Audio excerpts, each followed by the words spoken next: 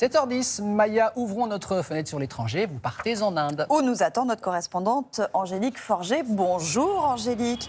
Ce matin, vous nous amenez à la rencontre d'une femme qui murmure, dit-on, à l'oreille des léopards. Racontez-nous.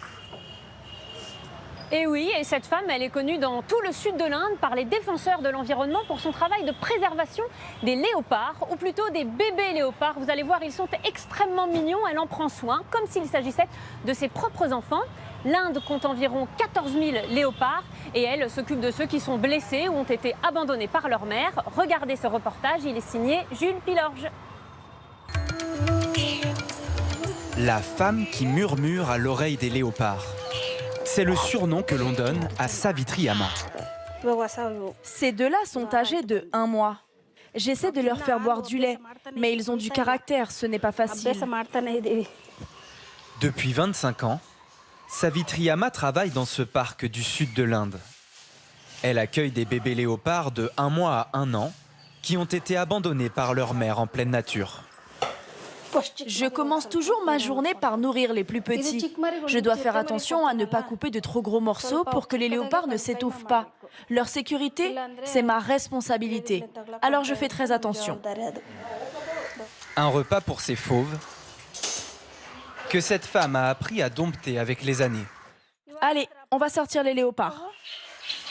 Pour nettoyer la cage de ces félins, Savitri Amma n'utilise aucune protection. Et à part quelques égratignures, elle n'a jamais été blessée.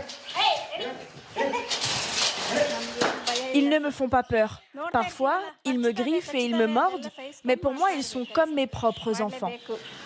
Depuis qu'elle travaille ici, Savitri Amma s'est occupée de plus d'une centaine de léopards. Tous sont ensuite relâchés dans ce parc de 10 000 hectares. Et parce que la séparation est toujours un peu difficile, elle veille à garder un souvenir de ses protégés dans son portable.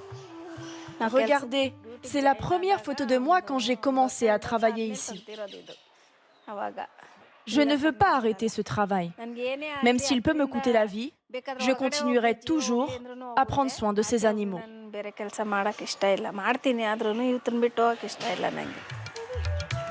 D'après les autorités indiennes, l'Inde compte aujourd'hui près de 14 000 léopards sur son territoire. La maman des léopards, sacrée histoire. Angélique, en Inde, les léopards ne sont pas les seuls fauves, il y a aussi des tigres, il y a des lions. Comment la cohabitation se passe avec les humains ? Eh bien, pas toujours très bien, justement. Les attaques augmentent. Vous savez, l'Inde compte de plus en plus d'habitants. Les villes et les surfaces agricoles s'étendent et rognent sur les espaces naturels et les espaces de vie des fauves. Et puis, dans le même temps, le très bon travail de préservation des félins mené par les autorités indiennes fait que leur population, à eux aussi, augmente. Résultat, les rencontres, les attaques homme-animal se multiplient. La dernière en date remonte à mardi dernier. 2 ouvriers agricoles qui travaillaient dans une plantation de thé ont été attaqués par un léopard. Heureusement, ils n'ont été que blessés, leurs jours ne sont pas en danger. Mais chaque année, une centaine de personnes tout de même en Inde meurent sous les griffes des léopards.